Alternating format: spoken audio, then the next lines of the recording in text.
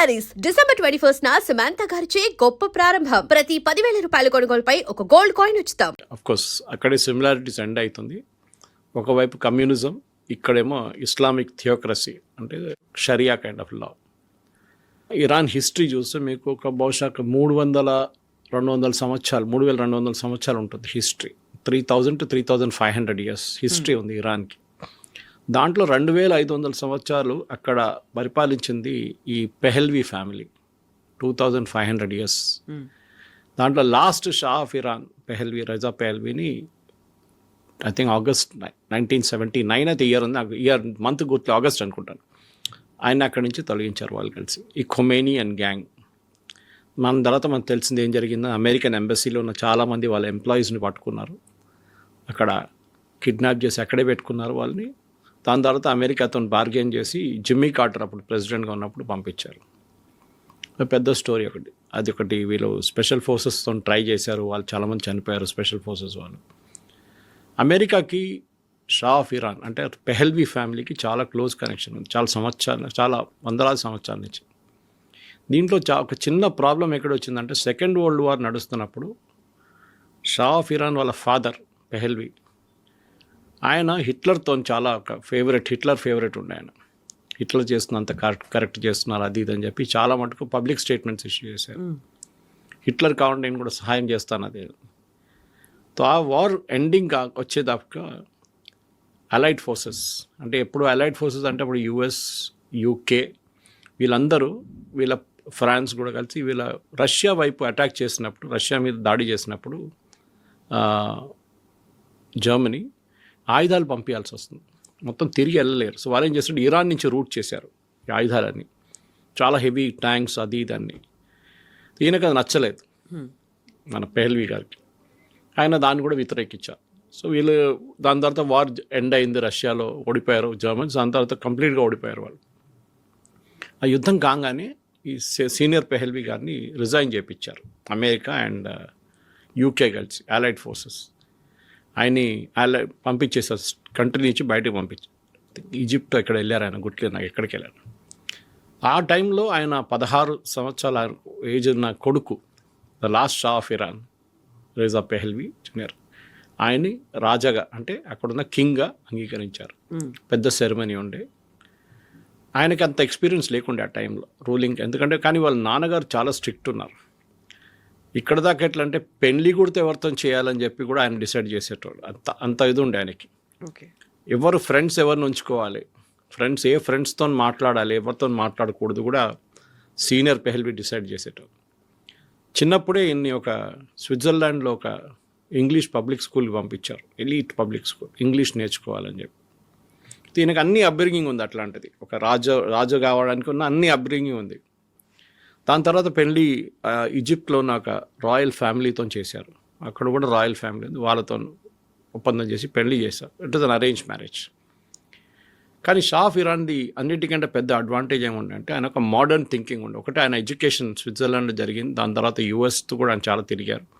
So ఆయనకి ఏంటంటే ఇరాన్ని ఒక మోడర్న్ స్టేట్గా మార్చాలని ఉండే. వాళ్ళ ఫాదర్ అంతా ఫార్వర్డ్ లుకింగ్ లేకుండే, కానీ పేస్ చేసేటి స్పీడ్ ఉంటుంది చూడండి, అది చాలా ఏం చెప్తారు, it went to real high speed. ఆయన అంత స్పీడ్గా అక్కడున్న ప్రజలు బహుశా అంగీకరించలేదు. ఇప్పుడు జరుగుతున్న అదే ప్రాబ్లం అప్పుడు కూడా వచ్చింది, కరెన్సీ ప్రాబ్లం.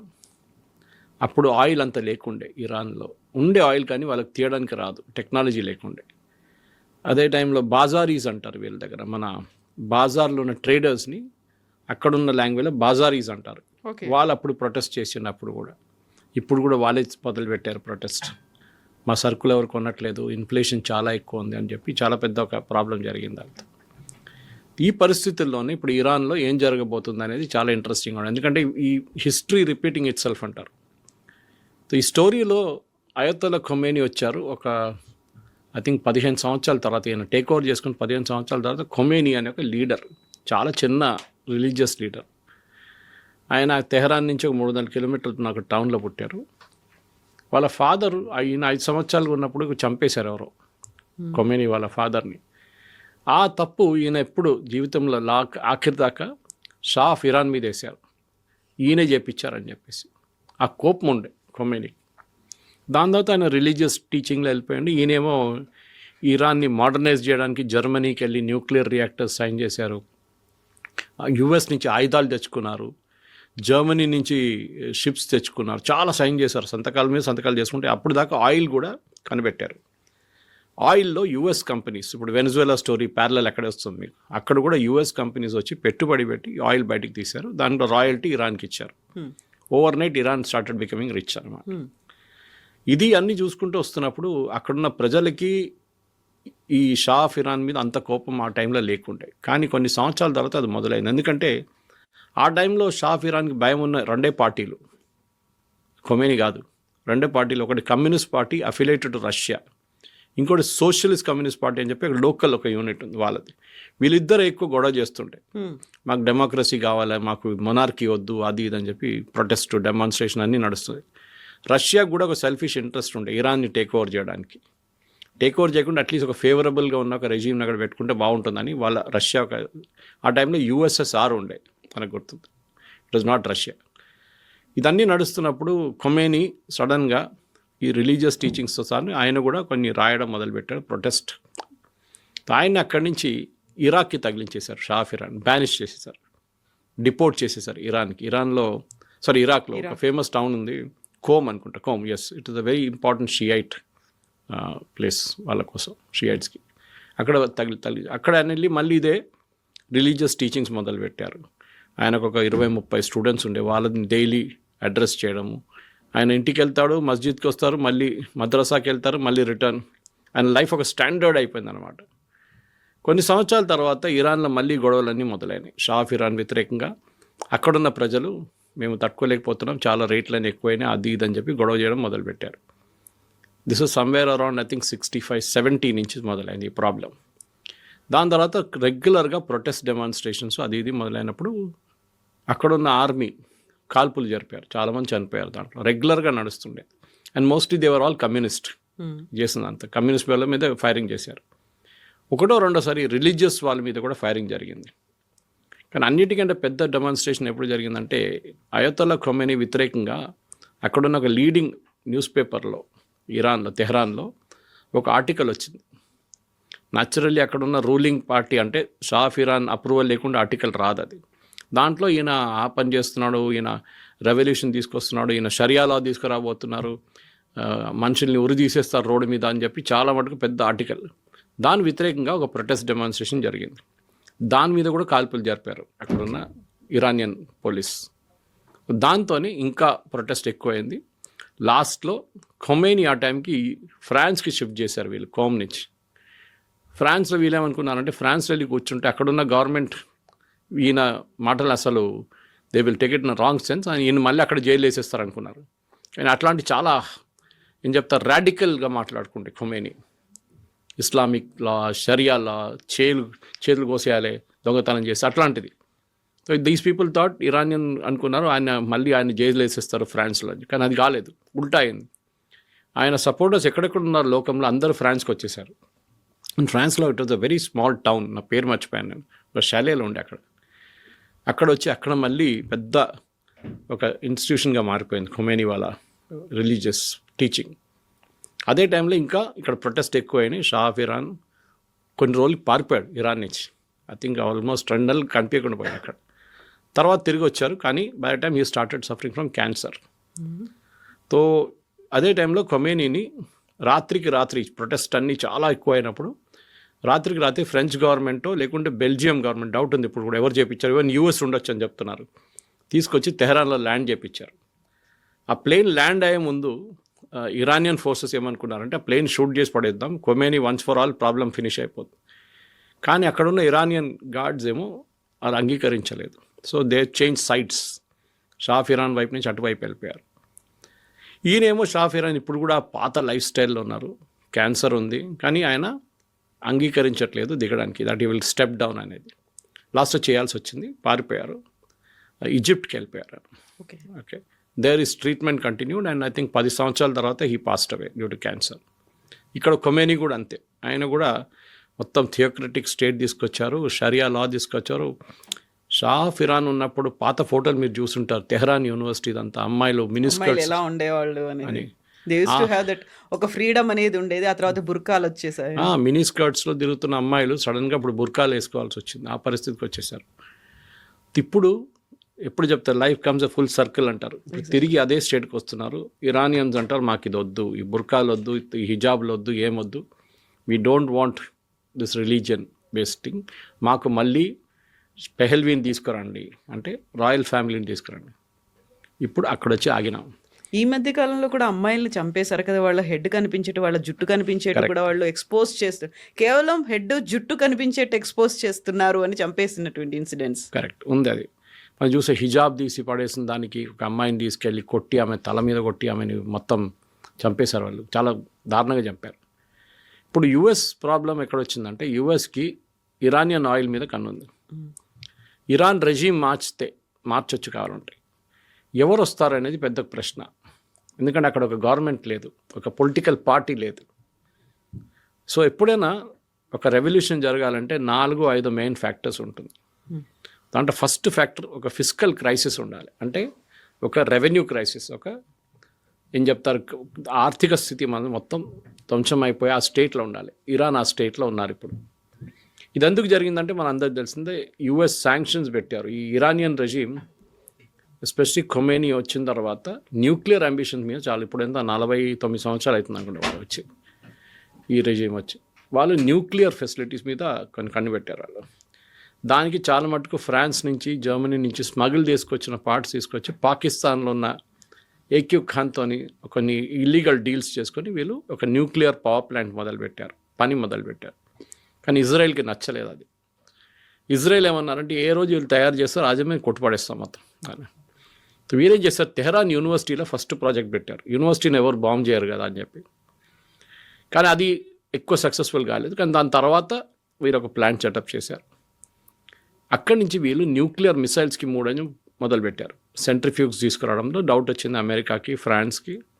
వీళ్ళు ఏదో ఎక్కడి నుంచో స్మగుల్ తీసుకొస్తున్నారని చెప్పి దాని తర్వాత వీళ్ళ మీద శాంక్షన్స్ పెట్టారు యుఎస్. ఆ శాంక్షన్స్లోనే యుఎస్ వీళ్ళు ఆయిల్ బయట అమ్మలేకపోతున్నారు ఆ రోజు నుంచి. ఐఏ ఇన్స్పెక్టర్స్ వచ్చారు, ఇంటర్నేషనల్ అటామిక్ ఎనర్జీ వాళ్ళు వచ్చి వాళ్ళ కెమెరాలు పెట్టారు. చాలా మటుకు డిస్కషన్ జరిగింది. మేము విత్డ్రా చేస్తామన్నారు, విత్డ్రా చేయలేదు వీళ్ళు. అట్లాంటి చాలా డిస్కషన్ నడిచి సంవత్సరాలు డిస్కషన్ నడిచింది, కానీ ఏం జరగలేదు లాస్ట్లో. తర్వాత మనకు తెలిసిందే రీసెంట్లీ ఒక 3-4 నెలల ముందు ఇజ్రాయెల్ వెళ్ళి బాంబు వేశారు. దాని తర్వాత అమెరికన్స్ B-2 బాంబు వచ్చి వాళ్ళ న్యూక్లియర్ ఫెసిలిటీస్ మీద బాంబు వేశారు. డైరెక్ట్గా కొట్టలేదు, ఇండైరెక్ట్గా కొట్టారు వాళ్ళు. మనం కూడా చేసినట్లు ఆపరేషన్ సింధూర్లో. ఇది నడుస్తున్నప్పుడు ఈ పరిస్థితుల్లో ఇప్పుడు ఇరాన్ ఏమైపోయిందంటే మొత్తం వాళ్ళ ఫైనాన్షియల్ క్రైసిస్ ఎందుకు వచ్చిందంటే వాళ్ళు డాలర్ సిస్టమ్ నుంచి వాళ్ళని మొత్తం తీసేశారు కంప్లీట్గా. మీరు ఇప్పుడు ఆయిల్ అమ్మితే కూడా మీకు ఆయిల్ అమ్మడానికి ఫస్ట్ పర్మిషన్ లేదు. ఎవరు కొనుక్కుంటారు? చైనా వాళ్ళ 90% ఇరానియన్ ఆయిల్ చైనా కొనుక్కుంటున్నారు. ఈ 90% కొనుక్కున్నప్పుడు ఏం చేశారు, ఫస్ట్ ఇరాన్ ఆ టైంలో ప్రైసులు ఎక్కువ ఉండే, I think $80 or $90 per barrel నడుస్తుంది. వీళ్ళు ప్రీమియంలు అమ్మారు. కావాలంటే తీసుకోండి, మేము మీకు $70 ఇస్తాం, $80 ఇస్తాం చెప్పి ప్రీమియంలు అమ్మారు. యాక్చువల్లీ $40 ఉండే ప్రైస్, డిస్కవరీ ప్రైస్ అంటారు దాన్ని. అంటే మీరు దాన్ని తవ్వి తీసి బయటకు తీయడానికి కాస్ట్ అన్నమాట. ఇట్లాంటి పరిస్థితుల్లో చైనా ఇప్పుడు ఏం చేస్తున్నారంటే, ఇప్పుడు ఈ క్రైసిస్ మొదలైనప్పటి నుంచి చైనా ఇప్పుడు డిస్కౌంట్ అడుగుతున్నారు ఇరాన్ దగ్గర. మాకు డిస్కౌంట్లు ఇవ్వండి. యుఎస్ ఏమో చైనా మీద ఏమో యాక్షన్ తీసుకోలేకపోతున్నారు. మనం మీద చేశారు. మనం ఫస్ట్ ఇరాన్తో డీల్ చేసినప్పుడు మనం రూపీస్లో పే చేసాం వాళ్ళని. దాని తర్వాత వాళ్ళకి బాటర్ సిస్టంలో మనం రైస్ సప్లై చేస్తాం, బియ్యం సప్లై చేస్తాం. వాళ్ళకి అది తక్కువ పడితే అది కూడా ఇచ్చాం మనకి. ఇప్పుడు అక్కడ పరిస్థితి ఏంటంటే వాళ్ళ దగ్గర వాళ్ళ మొత్తం ఇరానియన్ కరెన్సీ వర్త్లెస్ అయిపోయింది. రియాల్ మీకు ఒక బ్రెడ్ కొనాలంటే మీరు ఒక చిన్న బండి తీసుకెళ్లాల్సింది, అంత కరెన్సీ నోట్ తీసుకెళ్తే ఒక చిన్న బ్రెడ్ వస్తుంది. ఆ దారుణ పరిస్థితికి వచ్చేసారు వాళ్ళు.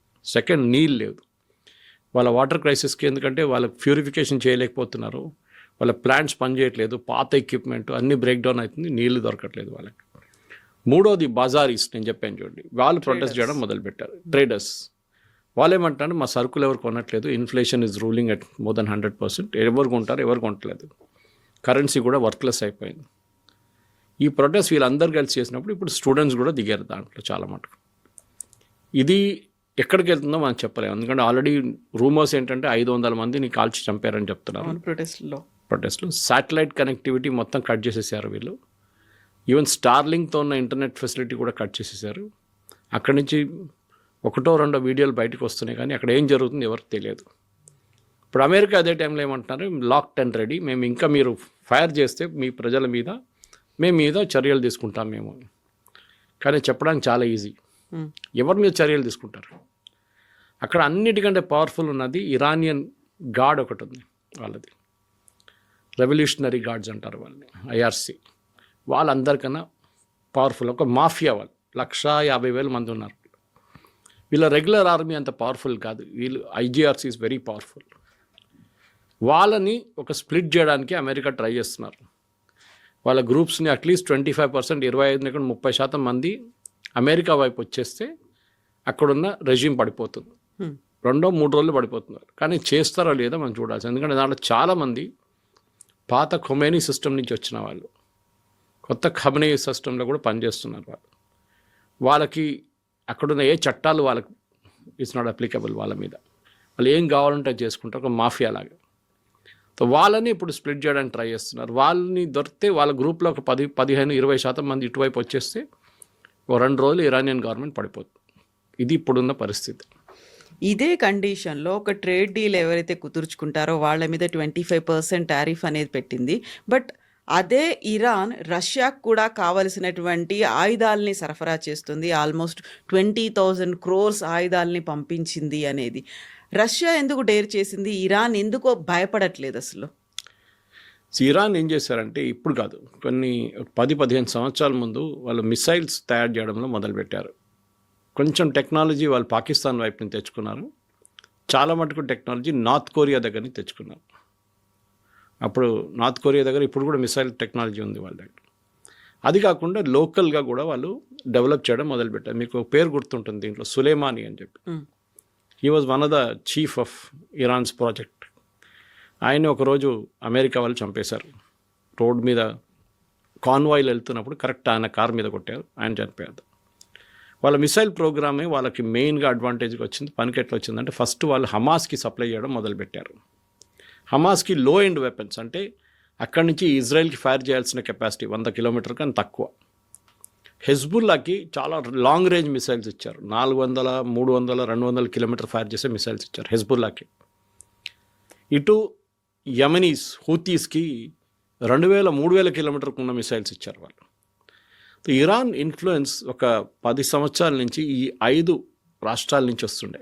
Lebanon, Syria, Assad regime was dependent on them. మన హమాస్, యెమెన్ అండ్ ఇరాక్. ఇరాక్లో part of Iraq was under Iranian control.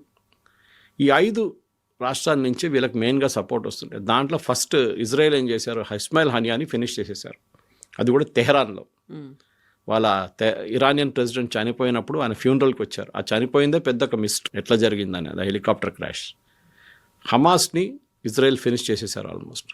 లెబనన్లో నస్రుల్లాతో పాటు అందరినీ ఫినిష్ చేసేసారు అక్కడ. ఇక్కడ యమన్ మీద బాంబులు వాళ్ళు యుఎస్ అందరు కలిసి వేస్తున్నారు, ఈవెన్ సౌదీ అరేబియా ఆల్సో. ఇట్లాంటి పరిస్థితుల్లో ఇరాన్ ఐసోలేట్ అయిపోయారు. ఎవరు లేరు వాళ్ళకి ఇప్పుడు సపోర్ట్. లేకుంటే వాళ్ళు ఏం చేస్తుంటే, వాళ్ళ మీద దాడి జరిగినప్పుడు వీళ్ళతో దాడి చేపిస్తుండే. Death to America, death to Israel అని చెప్పి వీళ్ళది ఒక స్లోగన్ ఉండే. ఇప్పుడు వాళ్ళేమంటున్నారు, అక్కడున్న ప్రజలు ఇప్పుడు లేటెస్ట్ స్లోగన్స్ వింటే, forget Gaza, forget Lebanon, take care of us, అంటే మమ్మల్ని కాపాడండి, గాజాని మర్చిపోండి, లెబనన్ని మర్చిపోండి. ఆ పరిస్థితికి వచ్చేసారు అక్కడ. ప్రజలు రోడ్డు మీద ఎందుకు వస్తున్నారంటే, వాళ్ళ జీవితం అసలు ఎక్కడ లేనట్లు అయిపోయింది వాళ్ళకి. ఇప్పుడు ఎప్పుడైనా ఒక రెజీమ్ నడిపించాలంటే మీకు ఒక ఇన్స్పిరేషనల్ ఫిగర్ కావాలి. అది బహుశా ఈ షా ఆఫ్ ఇరాన్ కొడుకు. ఇప్పుడు నేను చెప్పాను చూడండి, 50 సంవత్సరాల నుంచి యూఎస్లో ఉన్నారు. ఆయన పాసిబుల్ తీసుకొస్తారు. కానీ కంట్రీ ఎవరు నడిపిస్తారు, రాష్ట్రం ఎవరు నడిపిస్తారు, ఇది పెద్ద ఇష్యూ. దీనికే ఇప్పుడు వాళ్ళు యుఎస్ కొంచెం మంథన్ నడుస్తుంది అక్కడ. వీళ్ళది ఎవరిని తీసుకొస్తే బాగుంటుంది, ఎందుకంటే కంట్రీ నడిపించడం కేపబుల్గా ఉన్న మనుషులందరూ ఇరాన్ బయట ఉన్నారు. డయాస్పోర్ అంటాం మనం. They are all outside Iran, పారిపోయారు. అది ఏదైనా ఏ డిక్టేటర్షిప్ వచ్చినా కానీ వీళ్ళందరూ పారిపోతారు. ఎడ్యుకేటెడ్ వాళ్ళు, కొంచెం కేపబిలిటీ ఉన్న వాళ్ళు, వాళ్ళ సీనియర్ సైంటిస్టులు, వీళ్ళందరూ పారిపోతారు. వాళ్ళు యూరోప్లో, యూఎస్లో చాలా చోట్ల ఉన్నారు. వాళ్ళని తీసుకొచ్చేదానికి ప్రయత్నం చేస్తున్నారు ఇప్పుడు. అంత ఈజీ కాదు. సో అక్కడ గవర్నమెంట్ పడిపోతే ఇప్పుడు ఇదే ప్రాబ్లం యూఎస్ ఫేస్ చేశారు. ఎప్పుడు సిరియాలో అసాద్ అక్కడ నుంచి పారిపోయిన తర్వాత అక్కడ ఒక సివిల్ వార్ మొదలైంది. వాళ్ళు వీళ్ళు కొట్టుకున్నారు. ఇదే పరిస్థితి ఇరాక్లో చూసాం. ఇరాక్లో సద్దాం హుసేన్ పోగానే ఆయన చంపేసిన తర్వాత మొదలైంది. ఒక గ్రూప్తో కొట్టుకున్నారు. మూడవది మనం చూసాం, ఇది జరిగింది సిరియా లెబనాన్లో. అదే ప్రాబ్లం లెబనాన్లో జరిగింది. అక్కడ మిలిషియాస్ మళ్ళీ కొట్టుకోవడం మొదలుపెట్టారు. హమాస్ వైపు కూడా యాంటీ హమాస్ ఫోర్సెస్ కూడా లాస్ట్ స్టేజ్లో వాళ్ళు కూడా వచ్చారు ఇప్పుడు. సో ఎక్కడ వెళ్తే కానీ వీళ్ళు ఎక్కడ వెళ్ళారో అక్కడ అన్ని గొడవ జరిగింది. ఈవెన్ యెమెన్లో కూడా. ఇప్పుడు ఏం చేయలేకపోతున్నారు ఇరాన్. వాళ్ళు కంప్లీట్లీ పవర్లెస్ ఇప్పుడు. ఈ పరిస్థితుల్లో ఇప్పుడున్న దాని ప్రకారం ఇంకొక 10 రోజులు ఈ ప్రొటెస్ట్ నడిస్తే డెఫినెట్గా అక్కడ ఉన్న గవర్నమెంట్ పడిపోతుంది. కానీ ఎప్పుడైనా గవర్నమెంట్ని పడేయాలంటే ఒక ఇంటర్నేషనల్ సపోర్ట్ కావాల్సి వస్తుంది. ఇప్పుడు దాకా సపోర్ట్ వస్తుంది only from US. European union, NATO మాట్లాడలేదు. వాళ్ళు కూడా చెప్పాల్సింది ఏదైనా. ఎందుకంటే రేపు ఒక స్టెబిలైజేషన్ ఫోర్స్ని పంపించాలంటే, మీరు ఒక ఆర్మీ యుఎన్ లాగా పీస్ కీపింగ్ ఫోర్స్ని పంపించాలంటే మీకు ఒక యాక్సెప్టబిలిటీ కావాల్సి వస్తుంది యునైటెడ్ నేషన్స్లో కూడా. ఎందుకు యూరోపియన్ యూనియన్ మాట్లాడలేదు, ఎందుకు నేటో మాట్లాడలేదు, ఎందుకు యుఎస్ ఒక్కరే మాట్లాడుతున్నారు, అదొక క్వశ్చన్ వచ్చింది. డెఫినెట్గా నెక్స్ట్ 15 days 20 daysలో చాలా క్రూషియల్గా ఉండిపోతుంది ఇరాన్ పరిస్థితి. అక్కడ ప్రతిరోజు సిచ్యువేషన్ మారుతుంది. అక్కడ ఏం జరుగుతుందో మనకు తెలియదు. దీనికన్నా ముందు చెప్పినట్టు ఇంటర్నెట్ మొత్తం కట్ ఆఫ్ చేసేసారు. కానీ ఇంటర్నేషనల్ యాక్సెప్టెన్స్ ఒక మల్టీనేషనల్ ఫోర్స్ రావాలంటే యుఎస్ కాదు, అన్ని రెజిమ్స్ కూడా యాక్సెప్ట్ చేయాల్సి వస్తుంది.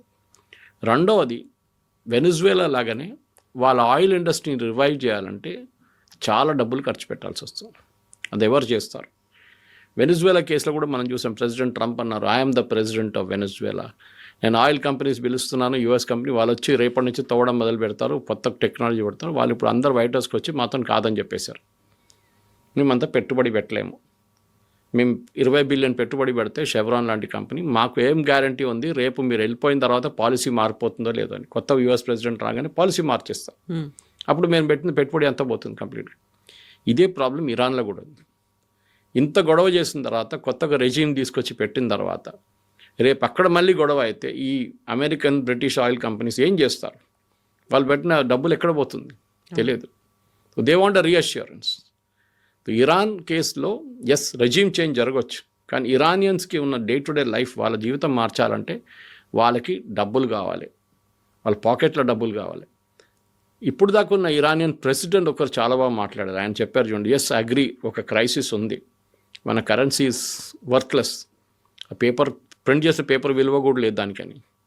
సో కానీ కొన్ని రోజులు ఉండండి, మేము ట్రై చేస్తున్నాం అని చెప్పి. కానీ అన్ని రోజులు వెయిట్ చేయడానికి ప్రజలు రెడీ ఉన్నారా లేదా అనేది పెద్ద ఒక ప్రశ్నగా మిగిలిపోయింది. సో ప్రజలు రెడీగా ఉన్నారా లేదా, దాంతోపాటుగా అసలు అమెరికా రెడీగా ఉందా లేదా అనేది. ఇప్పుడు వెనిజులాలో ఆయన్ని పట్టుకొచ్చారు, మదురోని పట్టుకొచ్చిన తర్వాత వాళ్ళకి అనుకూలంగా ఉన్నటువంటి ఒక గవర్నమెంట్ని ఫామ్ చేశారు. వాళ్ళకి ఎవరైతే చాలా ఫ్లెక్సిబుల్గా ఉంటారో ఆ ప్రెసిడెంట్నే అక్కడే పెట్టుకున్నారు. అలాంటి పరిస్థితే ఇప్పుడు ఇరాన్లో కూడా ఉంటుందంటారా? ఇరాన్లో, అరబ్ వరల్డ్లో ఇరాన్కి ఎక్కువ సపోర్ట్ లేదు. ఎప్పుడు వాళ్ళకు అవుట్ క్యాస్ట్ రెజీమ్ ఉండే. ఒకటి షియా సున్నీ ప్రాబ్లం. ఇరానియన్స్ అందరు షియా.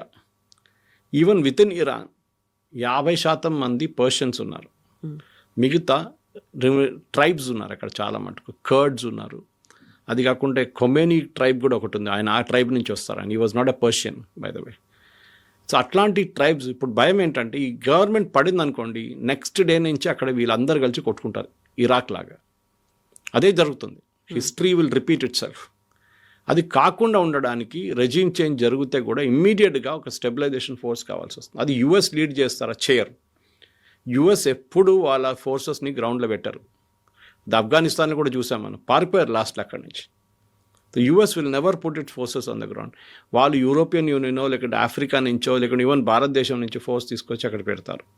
వాళ్ళు మేనేజ్ చేయాల్సి వస్తుంది. ట్రాఫిక్ లైట్ నుంచి మీరు regular monitoring of law and order అన్నీ ఈ కొత్త ఫోర్స్ చేయాల్సి వస్తుంది. అక్కడ ఎవరు పనిచేయరు. ఇప్పుడు వాళ్ళకి జీతాలు లేవు, నెల నుంచి జీతాలు రావట్లేదు వాళ్ళకి, గవర్నమెంట్ సర్వెంట్స్కి డబ్బులు లేదు గవర్నమెంట్ దగ్గర.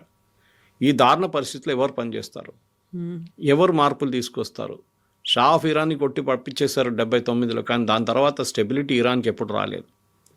ఖొమేనీ ఫస్ట్ 5 సంవత్సరాలు నడిపించిన దాంట్లో చాలా ఓపిక ఉండి అక్కడ ప్రజలకి, మార్పులు వస్తుంది మా జీవితంలో అది అని చెప్పి. కొన్ని రోజులు బాగానే నడిచింది, కానీ దాని తర్వాత ఒకసారి న్యూక్లియర్ అంబిషన్ వచ్చిన తర్వాత వాళ్ళ మొత్తం జీవితమే ధ్వంసం అయిపోయింది.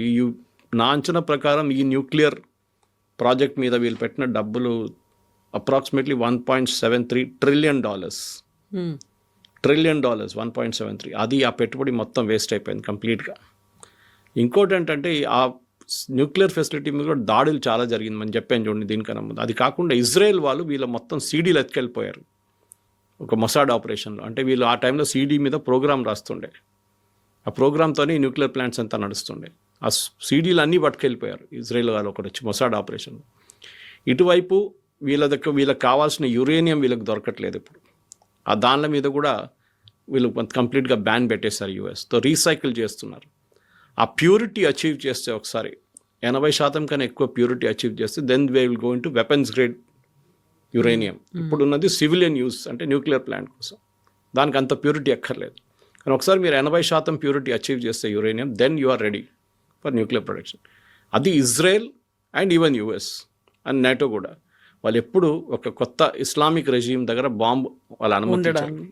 Pakistan is a test case. Pakistan nuclear assets ఇప్పుడు కూడా యుఎస్ చేతిలో ఉంది. వాళ్ళు దాన్ని కాపాడుకుంటున్నారు, ఎందుకంటే ఏ రోజు తాలిబాన్ వచ్చి తీసుకెళ్తారో వాళ్ళకి తెలియదు. ఇరాన్ కూడా వాళ్ళకి భయం ఉండే, ఇటువైపు నుంచి ఇరాన్ వచ్చి తీసుకెళ్ళిపోతారని చెప్పేసి. దానికోసం అమెరికా గార్డ్ చేస్తున్నారు. దానికోసం మన ఆపరేషన్ సింధూర్లో బాంబు వేసినప్పుడు కైరానా హిల్స్లో ఫస్ట్ రియాక్ట్ అయింది అప్పుడే వాళ్ళు. పాకిస్తాన్ ఇమ్మీడియట్గా యుఎస్ ఫోన్ చేసి సీజ్ ఫైర్ టాక్స్ ప్రపోజ్ చేశారు, ఎందుకంటే అక్కడ యుఎస్ ఫోర్సెస్ ఉన్నారు అక్కడ. So they know the happenings on the ground అన్నమాట.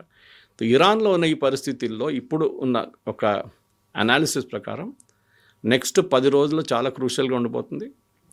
ఈ ఖొమేనీతో చేసిన మార్పులు మళ్ళీ అదే రీవైండ్ అయ్యి 49 సంవత్సరాలు 79లో జరిగింది అది. అంటే ఆల్మోస్ట్ ఒక 45-46 ఇయర్స్ తర్వాత మళ్ళీ అదే సిచ్యువేషన్ తిరిగి వస్తుందో లేదో అని మనం చూడాల్సింది. Yes sir, thank you so much. Thank you very much. Thank you.